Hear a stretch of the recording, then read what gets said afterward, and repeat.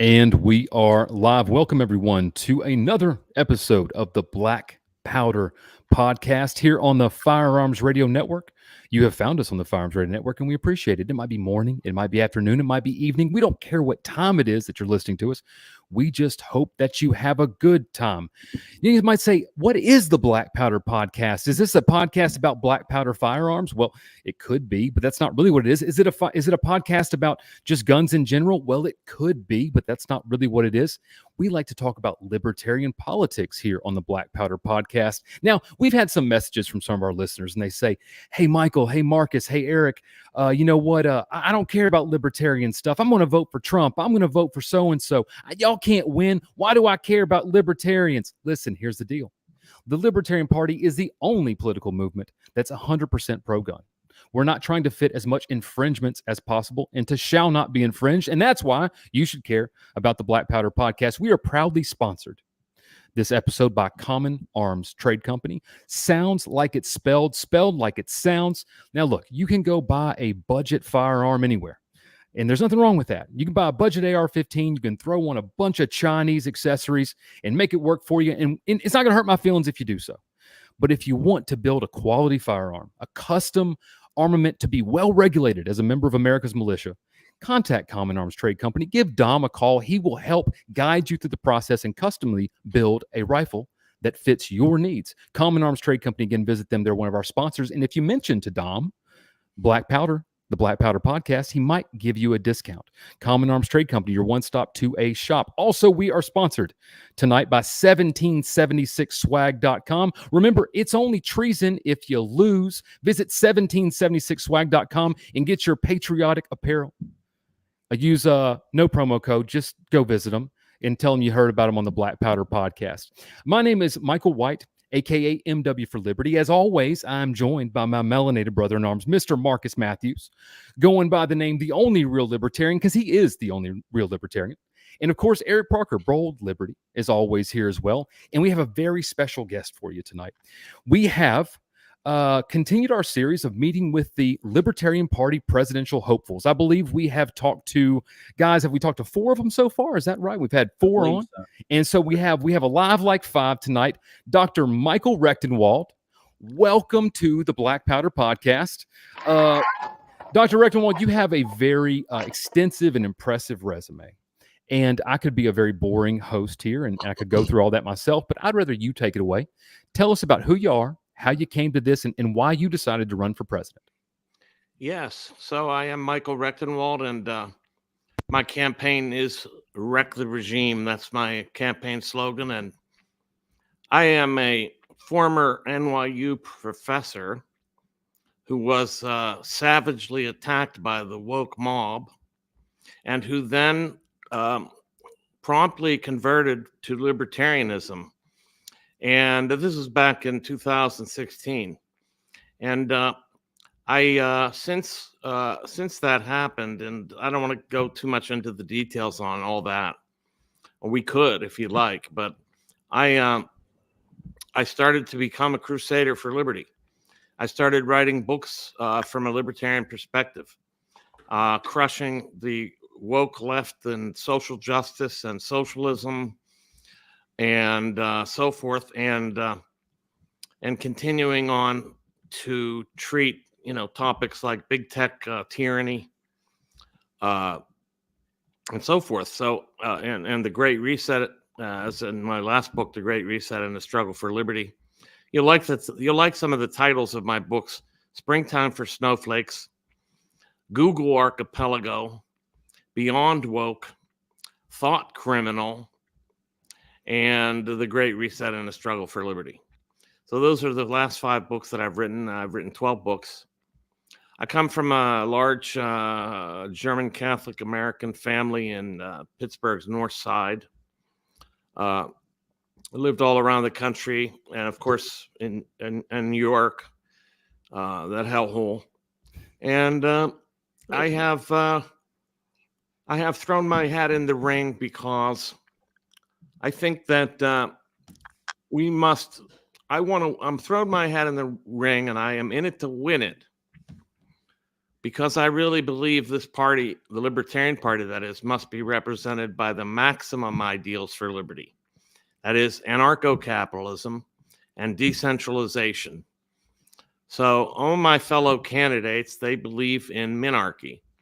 They believe in the state's monopoly on force to guarantee rights and keep the peace. But why would anybody, I ask, expect the state to do these things when the state is the worst infringer of rights and the greatest source of violence that exists? And it cannot be otherwise. The state violates what we call the non-aggression principle by definition. So I believe in the abolition of the state, although I'm not some sort of Don Quixote. I don't think that's going to happen in our lifetimes, but that has to be the goal that we're aiming for. And that's why I'm in it. And also, I think I understand the threats to liberty that other candidates just don't recognize. Many of them fell for the COVID regime propaganda. Many of them probably fall for climate change, catastrophism, and other types of nonsense. And they haven't been real strong spokesmen against all these wars and that we're funding. I haven't seen too much of that.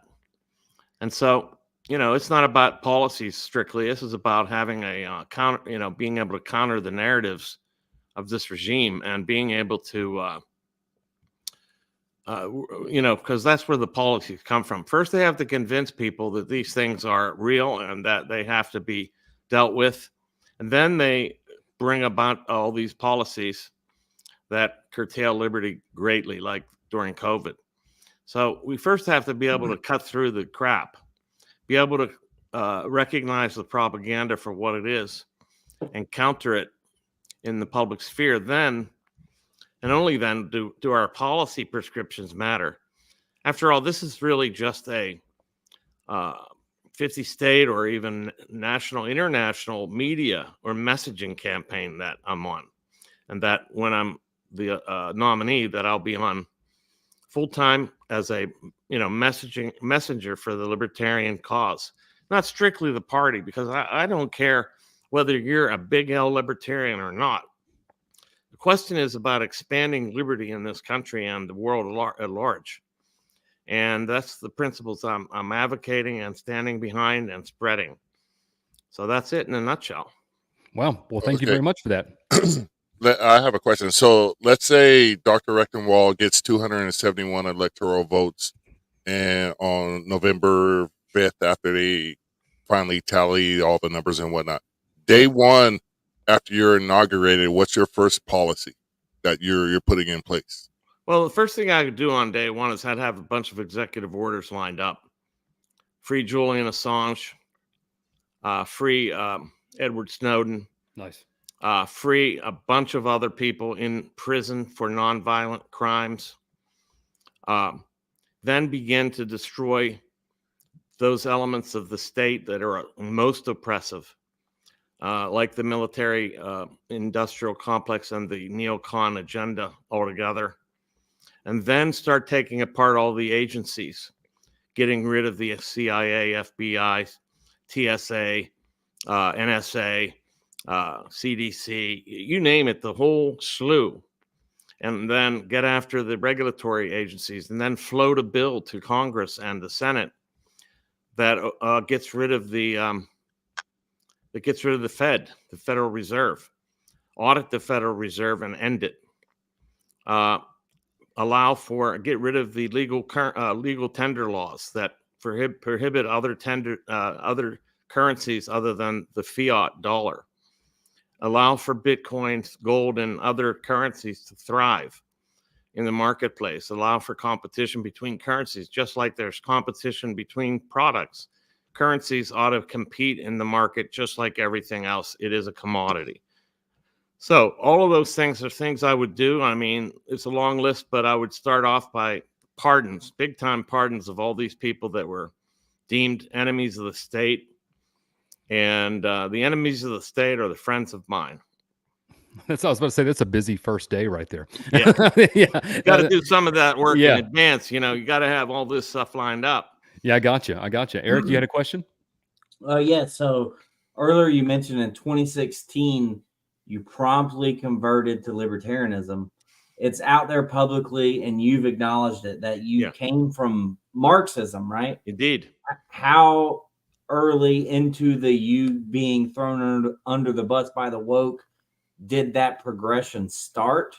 Yeah, that's a good And one. how did you immediately, maybe not immediately, but go straight to anarcho-capitalism? Were there thought leaders in that you read? Had you already read a lot of anarcho-capitalism? Yeah, like what was the progression, the mental progression for Dr. Yeah, Rectenwald, that's a where great you question. The first kinda thing is when these people came down on me, I realized that the left and Marxists and the social justice woke mob and all that, they were all part of a kinship of totalitarian wannabes.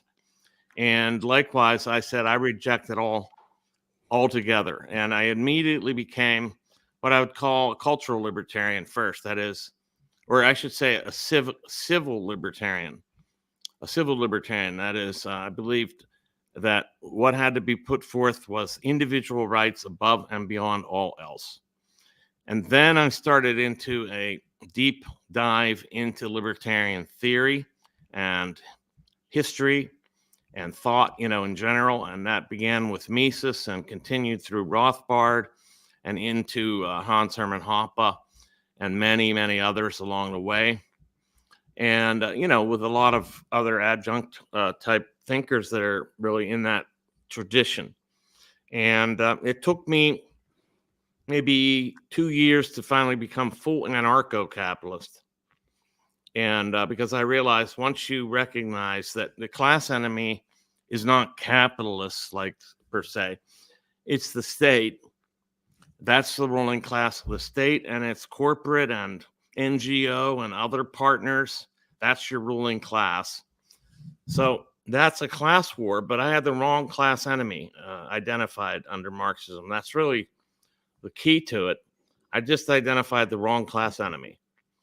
It isn't people that are productive that are the class enemy. It's the parasites, the state, the parasitic state. That's your class enemy. That's who's doing nothing and robbing you and crushing you and draining you of basically sapping the life out of the productive elements of society. Excuse me. Go ahead.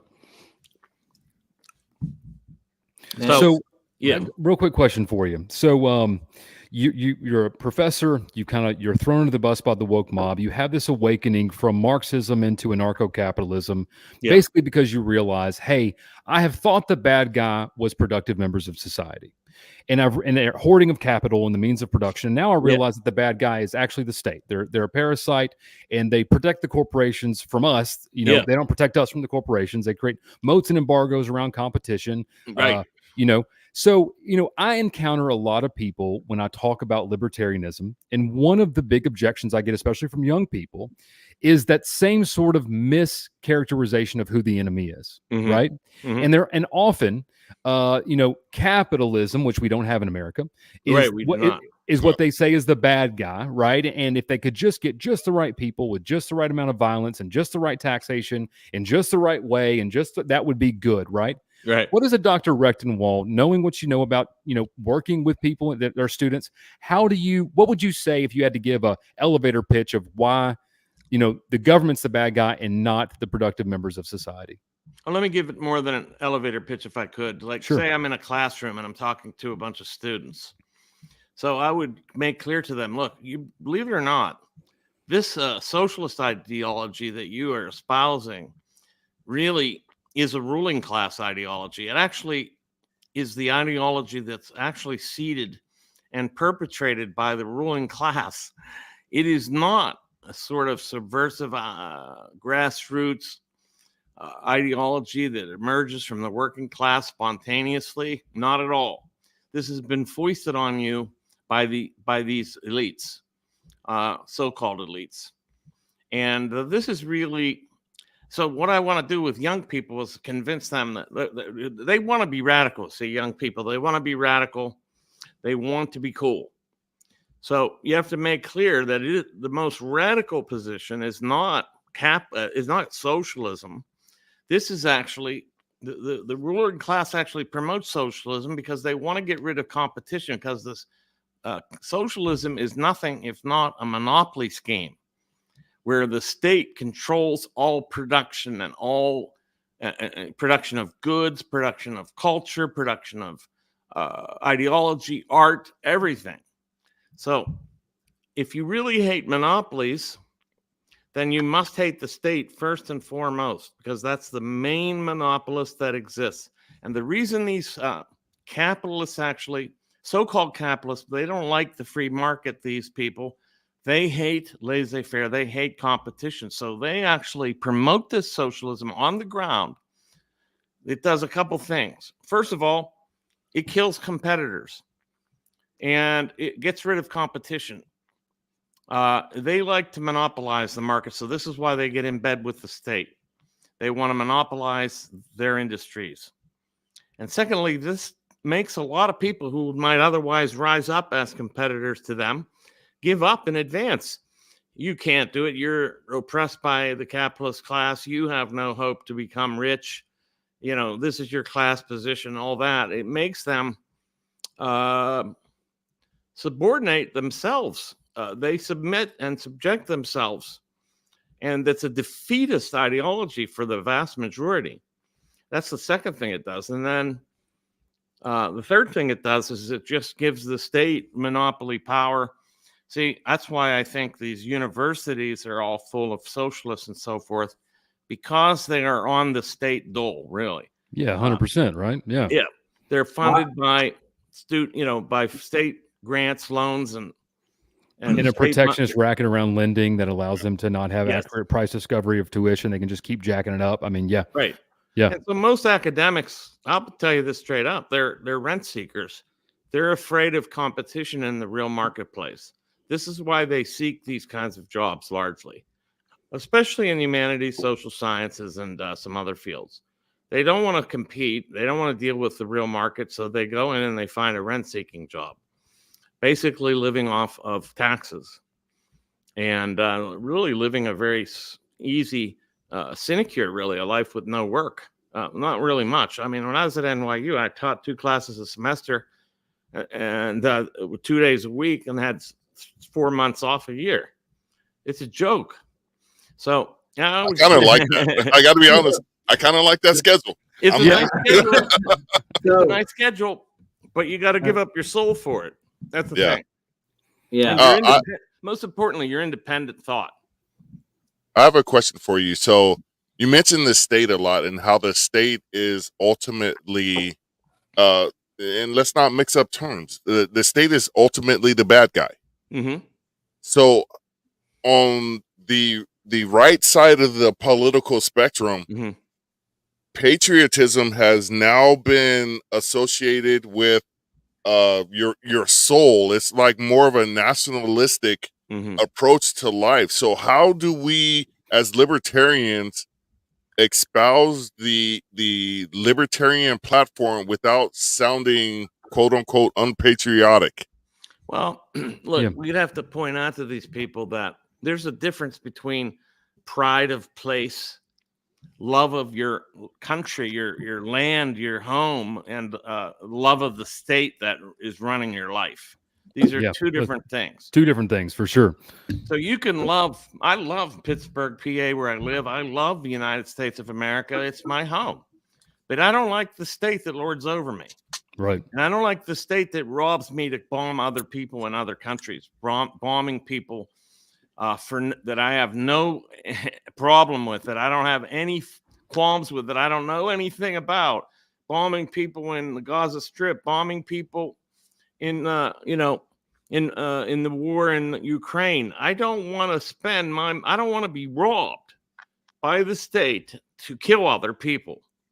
And so I try to get them to see that love of country is not the same as love of the agenda of the state that runs that country, that has a territorial monopoly of force over that country. So you can love your country, but you can hate your government. Yes. That's right. Yeah, that's the easy way to say it. Eric, you had something? So I'm going to switch gears here a little bit and jump into how your campaign's been going. On social media. There's been a lot of controversy, Twitter, Facebook, people talking, different groups about how the Georgia debate went. And there was a little bit of controversy. to be honest, I haven't watched it in its entirety yet, but I wanted to get your perspective or just, some feedback on how you thought it went and your side of the story, or if there is any real controversy at all. I haven't heard the controversy. I try not to pay much attention to this stuff. I know that I won the straw poll of pledges. So at the end of the debate, they tallied up all the pledges for the candidates, and whoever got the most pledges won in the straw poll. So I won that. I think I had $6,500 worth of pledges, and the next highest was 5,300. And then some of the other people that might have thought they did really well, got 1,000 or 1,100 or something like that. Maybe that's what they're complaining about. I don't know what controversy is swirling. There was there was somebody mad about a question that was asked, and then because Clint asked a question that made somebody mad, and I've slept since then, but this is 3 or 4 days ago. Oh, you're talking about the Georgia debate. Okay, I thought you were talking about Alabama. Yeah, the Georgia debate. Yeah. So the last one was on my mind was Alabama. I'm sorry, that's what I was referring to. Georgia was an interesting debate. It was very lively. Clint Russell and the other gentleman whose name escapes me were the moderators. Clinton, they were asking some pretty hardcore questions about, like, how have the candidates responded to propaganda and the most pressing and recent egregious violations of our liberties, like the COVID regime. And some of the candidates basically did not have any clue. And they hadn't really even used that as a part of their campaign. They hadn't even thought about the fact that the COVID regime was one of the most rights infringing regimes in modern history. And so they kind of copped out on that. And then there were some questions like, did you take the vaccine? And some of them did. And some of the candidates had taken the vaccine. Now, I don't see that as a necessary litmus test, except to me, it kind of shows your mental stamp, your kind of sort of attitude towards propaganda and the state. I mean, I have to be honest. I think that anybody succumb to that propaganda, you got to watch and wonder about their leadership capacities in terms of libertarian ideals. If you are a recent victim of propaganda and did not see through it, then how do you expect people to see you as a leader who can see through what's coming next, the garbage and the lies they're going to tell for the next agenda, the next crisis that they have coming down the pike? So to be clear, obviously individuals' medical choices, you doing what you want to do and me doing what I want to do, is very much a libertarian principle, right? Yes, medical freedom is a libertarian principle. Absolutely. So nobody should be faulted for what they put in their body. That's not the question. The question is, did they understand the degree of propaganda that was being perpetrated by the state, and were they able to see through it? So do you have any sympathy for the people that may have been coerced by their employer? Yes, indeed. Get the vaccine? But I don't think that was any of these people. Okay. So that's a good question. Let's jump to this question here. So, as an anarcho-capitalist, right? How does in your mind, if Dr. Rectenwald is president of the country in 2020, all right? What happens with these coercions by employers? Because it seems like this is one of those weird places, to me at least, where minarchism sort of makes sense. That final arbiter, the concept that what is it? There's a term for it. I don't know what it is, but that final arbiter saying, "Hey, this is allowed. This isn't allowed." The watchtower. The watchtower. Okay, so how does that happen? Like, how do those coercions get limited? Because some people would say, hey, in laissez-faire capitalism, your employer can ask you to cut your leg off, and if you don't have a job, right? Well, I think it's not true, because I think that really it wasn't. If it weren't for the state and its agenda, then I don't think that this would be going on. So you don't have this corporate coercion. Right. If it weren't for the state promoting this particular narrative. So I don't think this would happen. And if you did have if you really had a competitive, a free market society, a company would be crazy to try to enforce such a regime on people, like a forced vaccine, because they know that their employees will go somewhere else. My argument has always been that in a free market, there'd be very few, if any, vaccinations. Because the idea of tort, the ability, again, but this is a minarchist idea, the idea that I could seek, damages from being damaged or retribution from being damaged, would probably keep a lot of these products, again, from even coming to market. And some people can say that's a good thing. Some people could say it's a bad thing. But I think certainly Operation Warp Speed doesn't occur either in a minarchist world or an anarcho-capitalist world. I don't see that happening. I don't have to adjudicate the question in terms of whether anarchism or minarchism would best treat this, but I will say this: the state granted legal immunity or indemnity from liability to these vaccines. If that hadn't been the case, then people could sue them. Yep. So I think we are all in agreement there. Like that should be the case. That's where I am. It's always been that I view the state as the seed that sprouted all of it, and without a coercive state, you wouldn't have even gotten to this point, right? Exactly. But oddly, and you probably as well know, I still meet people who defend that, who think that that was the righteous thing for the state to do, was to defend those things. Marcus, I see over there itching for a question. Dr. Rectenwald, I'm going to have to disagree with you on something you said earlier. And you were speaking about Pittsburgh and how it's great. I have to disagree with you on that, because the one and only time that I went to Pittsburgh, there was too many tunnels through granite. It's a beautiful city, man. Marcus, it's called the City of Doors. Excuse me. You get Point of order. Point of order. There's too many damn tunnels. Yeah. And there's too many damn bridges. It's beautiful. It is. My anxiety level was beyond like 1,000. My little brother went to college in Pittsburgh, and I think it's a really cool city. So absolutely not. Absolutely not. You can't have that many tunnels. Our phrase is horrible. You can't get there from here. That's really what it is. And secondly, I understand what you're saying. Yeah. Secondly, that kind of works in our favor. It keeps you keep Californians out. Californians with the earthquake mentality have natural born anxiety going through a tunnel because you just think you're going to get crushed. This may be the big one. We've seen Dante's Peak or whatever that movie actually was. Pittsburgh is a very edgy place for various reasons. I think the landscape is very rough. The city there's not one flat acre in Pittsburgh. Everything is on a calming place. It gives you a kind of anxiety just by being here. Well, it has sort of this pedigree of the steel worker, right? I mean, there's entire parts of the city that were built for the steel worker, right? It feels very utilitarian and it does. I get you on that. I can understand that. It has a real strong working class ethic, and but it also has a very there's dudes that'll get out of their car. If you cut them off even by accident, they'll pull in front of you, block your car, and get out and jump on the hood of your car. They don't pull that shit here in Arkansas. To my point, Pittsburgh is horrible. Guns. We got too many guns. Yeah.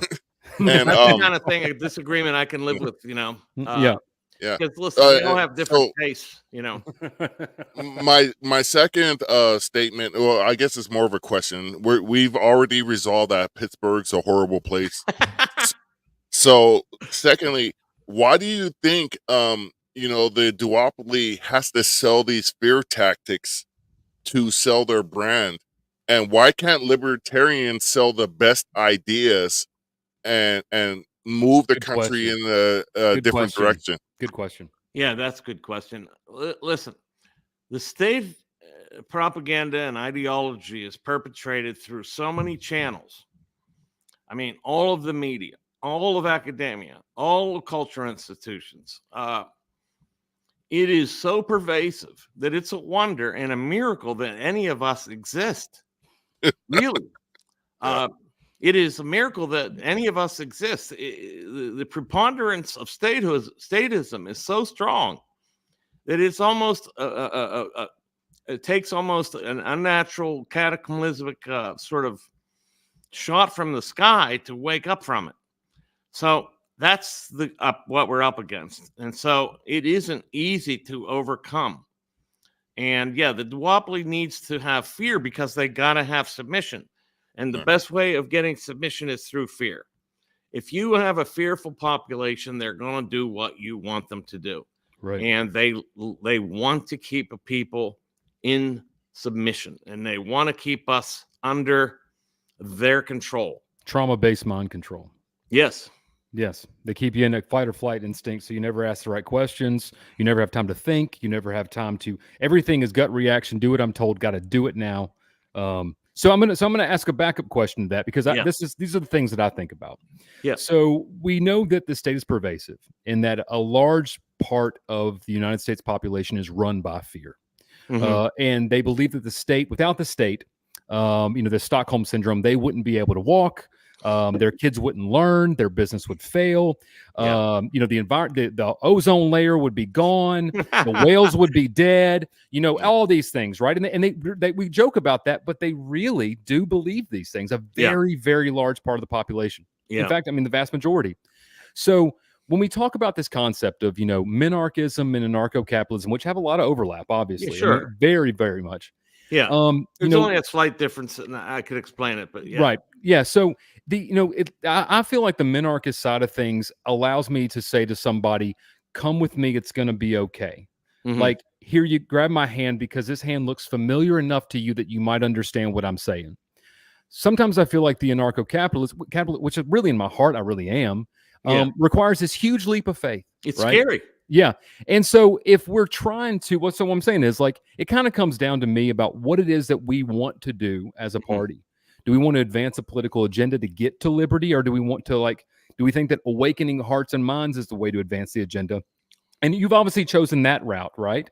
So what would you say to somebody like me who says, look, I want the same thing you want, Michael, and I just believe the fastest way to get there is the minarchist approach.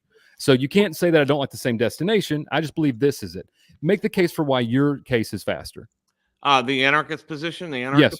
Okay. Well, look, it's just a matter of it's just a matter of consistency, I believe. And I'm not going to sit here and chide you or shame you or anything like that. It's just a matter of, I think, consistency. If you believe,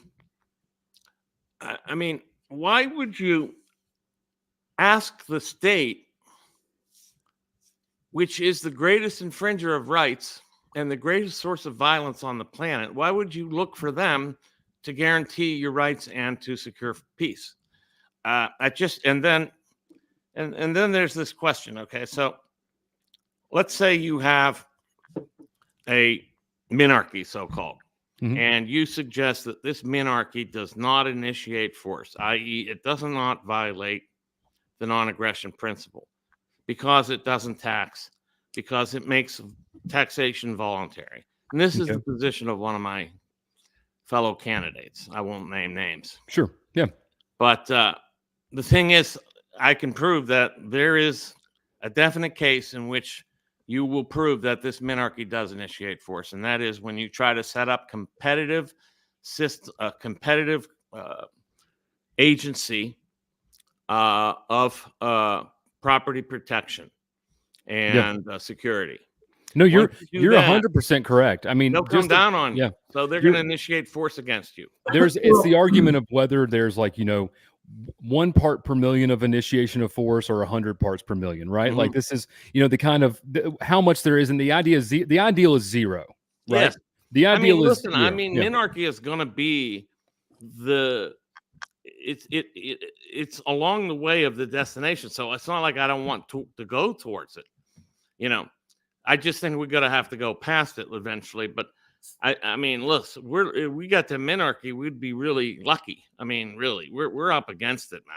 Yeah, we have a total. We're so under the thumb of government that, like you said, I would take anything. Give me an inch more liberty, I'd be like, okay, good. Eric, I'm sorry I interrupted you, buddy. No, you're good. I was interrupting, but I just wanted to get this point across because it overlaps. But you mentioned why ask the state. Well, I think the minarchist perspective, we're not asking the state. We're asking everyone outside of the hopefully 5% of registered voters in the United States that show up in 2024 to cast their election. Like, that's my thing, is like, we've been just trying to get 5% forever, and we've never done it. And we want to convince a small majority or minority of people that, hey, liberty is the direction that we're going. Listen, you know what I mean? But look what happened in, if I may, look what happened in Argentina. I mean, Milei is an anarcho-capitalist. Yeah, right. He never hid that. But you don't, you're not always going out with these abstractions. You take that and you take that goal, and that helps inform all of your policy prescriptions and so forth. So it's not like I'm running around saying anarchy, left and right. Yeah. It's that's just a principled goal, and it keeps us aiming towards the object. Whereas when you say minarchy, I mean, the question becomes just, what is it? Like, is this minarchical or is that minarchical? What about if it has this, that, and the other thing? So it gets fairly confusing as to what I feel like Dr. Rectenwald, what I see amongst the candidates is everyone saying the same thing in a different way. I see everyone saying basically, no one argues the ideal. In fact, I don't think anybody has argued the ideal. What I see amongst people is a different approach of practicality, right? What is the application of the ideal, and how does that work? So, your message has been very bold, and it has obviously been very convincing to a lot of people. A lot of people like it. You have a very large following. You have some great content out there and written some good stuff. How would you say that your applicability sets you apart, and why would that be the one that gets to 5%? Like, what do you envision the voters doing? Is it people waking up off the couch saying, "I've never voted, but I'm voting for Dr. Rectenwald because he stirred in me this sort of fire"? Well, I think the boldness really does help. I think you can't be sort of mealy-mouthed in this thing, and you don't want to sound like milk toast. You have to be bold, and so I think that helps. Secondly, I think, and I have been the most bold, I think maybe even people would say I was a little bit crazy. I don't care. The second thing is, I would say that I think that when it comes to the agenda that's on our heels here, I think that I have a better grasp of it, having studied it and written about it. What are some of the things that are infringing our liberties or threatening to infringe our liberties? Yeah, let's talk about the Great Reset. Yeah. Because you have written extensively. Tell people at home why they should be scared of this. What's coming? Yeah, sure. It's a globalist agenda. Okay, they have made this very clear. They aim at global governance, and so that means a singular world system of government. Now, why is that a problem? Some people say, "Oh, that'd be great because then you'll have peace." And that's not true. The reason it's no good is that you don't have, once you have a one world system, there's no outside of it. There's no escape. Right. So this is why, like Hans Hermann Hoppe says, what you want is 1,000 Liechtensteins. That is, the more smaller states you have, the more freedom there is, because people can emigrate from it. And so they want a global system. That's part of it. And they want to institute what they call stakeholder capitalism, which is a global reorientation, they say, of the current economic system. Now, we don't really have capitalism, as you pointed out. They want to even make it more regulated. Yeah, I've kind of viewed stakeholder capitalism as them just saying the quiet part out loud. Yeah, that's right. Yeah. They want government to be the strong arm for the corporations. That's right. Yeah. They want to introduce government into the market much more strongly. They want more state intervention, big government. They say this flat out, and more, like control over your property, who you can hire, what you can build, what elements can you use to make this, and how much emissions can you have? All this crap. Plus, they want to increase the power of here's the other thing, which is very, very troubling, and this is, I think, more perplexing, is they want to turn corporations into agents of the state. They want to deputize them as state agents, as governmental apparatuses. And this would then increase the state's power, augment its penetration, it's precision, and so forth. Like they want to bring in AI companies, and they want to bring in Google, and they want these people to be part of the state. So now we have this problem of disentangling the state from these apparatuses on top of everything else that we're dealing with. I call them governmentalities, what they're trying to, these corporate state NGO apparatuses. They're governmentalities. They're agents of the state. They're extensions of the state. They're enhancers and augmenters. They operate with immunity of the state. That kind of thing. Okay, Marcus, go ahead, buddy. I would argue that's already happened. Yeah, sure. It has been long, because I took two notes. Yeah, I took two notes when you were saying that. One was AI and one was already. Yeah. And that's where we're at in this, and that's where I think libertarians can make an impact in this current election cycle, because while we may not get any electoral votes, we can move towards that 5% threshold where we can get on the stage, and that's the only way you can keep the duopoly honest. If you had a viable third option that's going to siphon votes away from those, I don't have a very nice way of saying those ass hats. choices. Yeah, man. I mean, that's, and so you'll probably agree with me on this. So this is another thing I think that, we're talking about moving the Overton window. Can I say something back what he said? Yeah, I agree. It's already happening. They just want to make it more pervasive. They want more interpenetration of government and corporate power. So this is fascism, really. They want this kind of neo-fascist regime. And they want to enhance and increase the cooperation between, they call it public-private partnerships. They want more of this. They want them enhanced. They want them bigger. They want them more powerful. They want to give the state all this power by virtue of adding to it all these corporate assets. So, so we talk about. I'm going to go back to. I had a question, Mom. I'm going to change that question. You talk about the climate agenda. You talked about it at length. I'd heard that if I give more money, though, they're going to make the weather better. Right? So what do you say to these people that are absolutely, especially young people? If you poll young people, a lot of them are incredibly concerned about this, and they really are. I mean, they're scared, right? So what do you say? One of the things I've said is that, the biggest danger that climate change has caused, the biggest harm that climate change has caused is the psychological damage that it's caused its believers. That's a good way to say that. I would say that it's, look, I say this, the means that they mean to use to bring about whatever they're trying to achieve are the ends that they really are aiming at. So the means are the ends. That's okay. Yeah. So the carbon tax is the end. It's the end. Yeah. And not allowed to drive is the end. And not allowed to eat meat is the end. And the making you eat bugs is the end. This is the end. This is really the agenda. Don't look at what they say that the agenda is about. Look at the actual things they want you to do or they're forbidding you to do. That's the agenda. I've always said the way to beat an authoritarian is say, and then what? Right? How so? What do you mean? We're gonna have a carbon tax. Okay, and then what? Yeah. Right. Oh, we're gonna eat less meat. Okay, and then what? Right. Because if they're damned if they do, damned if they don't. Either the then what is something else, or that's it. They, like you said, they've proven your point that the means is the end. I'm sorry, Eric. I think you had a question. Did I interrupt you, buddy? Now I can't remember. I got one. Go ahead, Mark. Right, go ahead. Okay.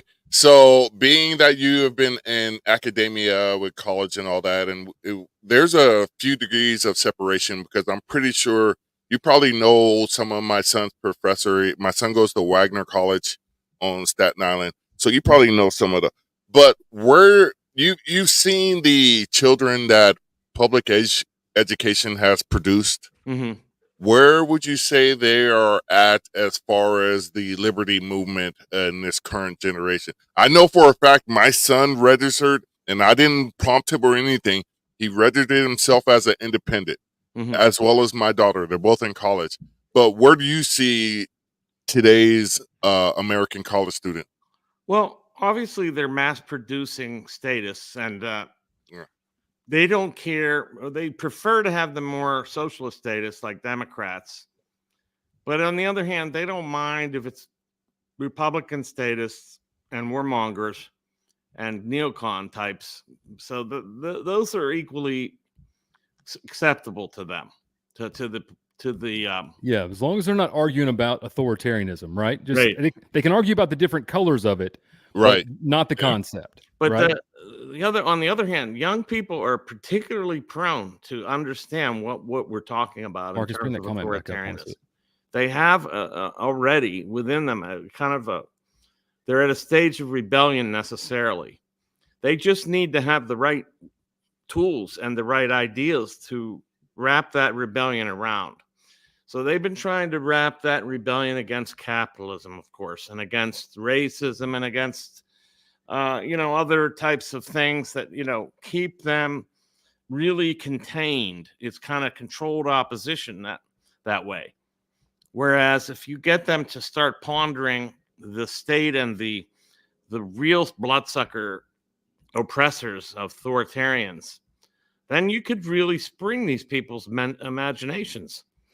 Yeah, and so that's kind of another thing we're up against, right? Is there is the fourth branch of government, the media, does everything they can to keep libertarians and independents off of people's minds. I've run a campaign. I know that that's what they do. How does a Dr. Rectenwald break through that? How do you become something people are talking about? Well, I scandalize the public for one. All right. Yeah. I say crazy shit just to get some noise. I will say wild shit, and that gets attention. So I'm not afraid. See, these people canceled me. I've been canceled by the left and the right now. Okay, the left canceled me over the woke shit. The right canceled me over the war in Israel's war on Gaza. So I've got nothing to fear. I don't care what they say. That's one thing. And so I have had a lot of immediate attention. I've been cited all over the media. I'm not bragging. This is just a fact. I've been on Tucker's show 2 or 3 times. 3 times. I've been on major media. And so these people know who I am. So once the nomination is settled, I will get on these shows and I will make the case very clearly. And now the media landscape has broken up quite a bit now. You have a lot of, new outlets, and even the cable media is kind of an antiquated media relic. We're looking at a whole new possible landscape here, a new way of reaching people through podcasts like Rogan and through Tucker and the Black Powder podcast. Yeah, that's right. Right. Yeah, you guys, and also like Tim Cast, I'll be on. I think in six days. Cool. Things like that. But I've had my name out there now.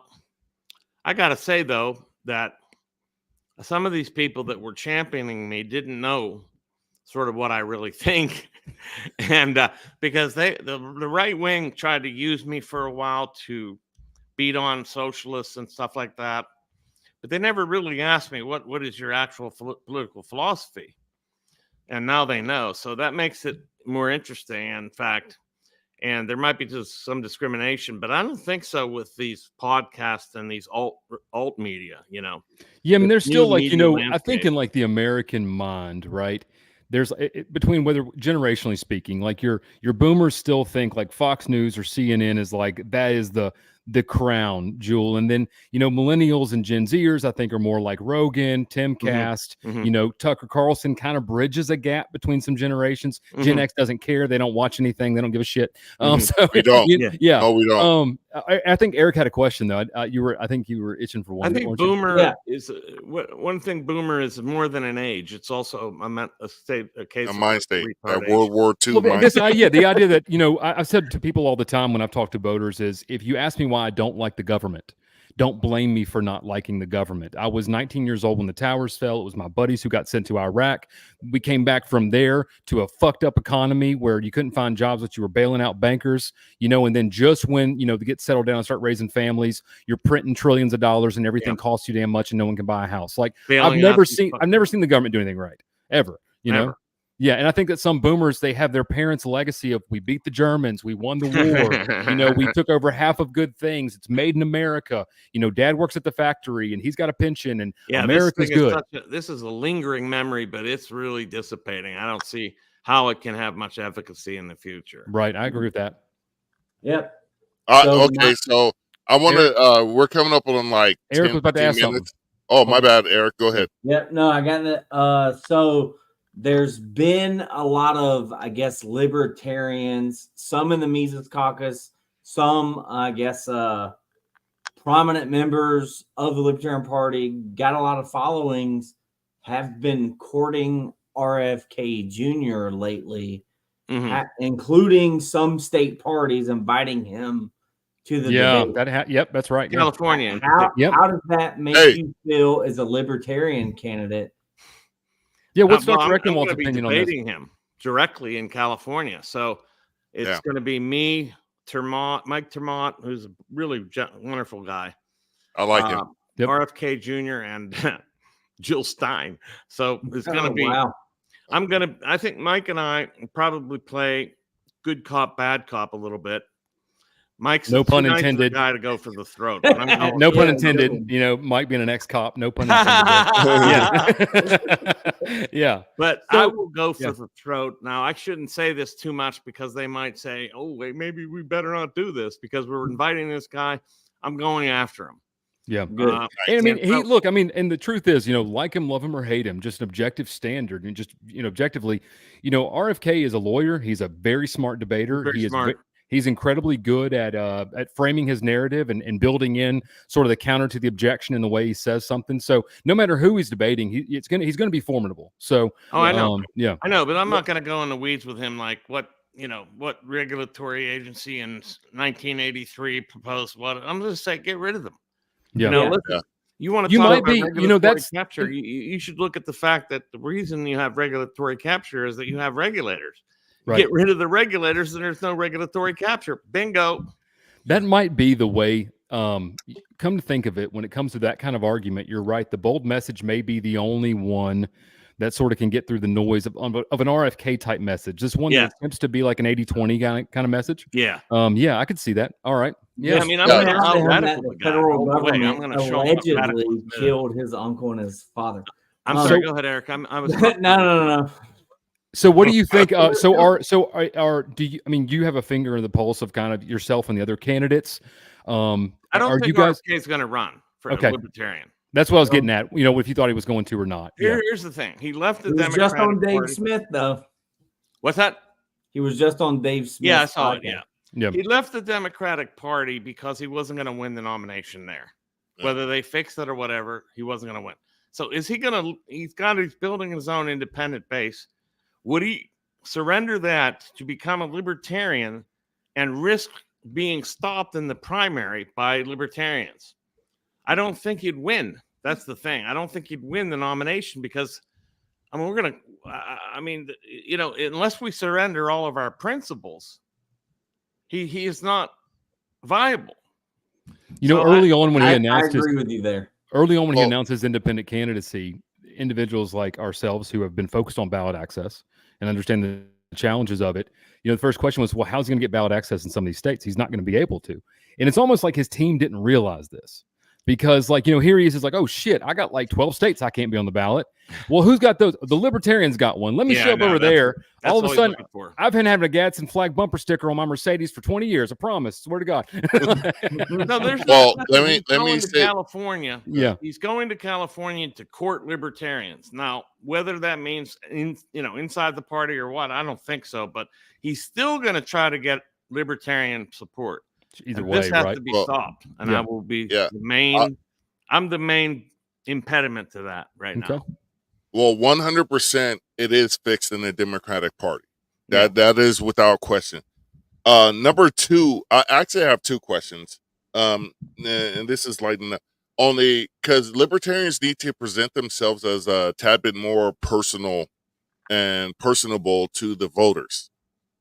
My first question is, out of all the declared hopefuls for PTUS 2024 Libertarian Party, who would you go fishing with?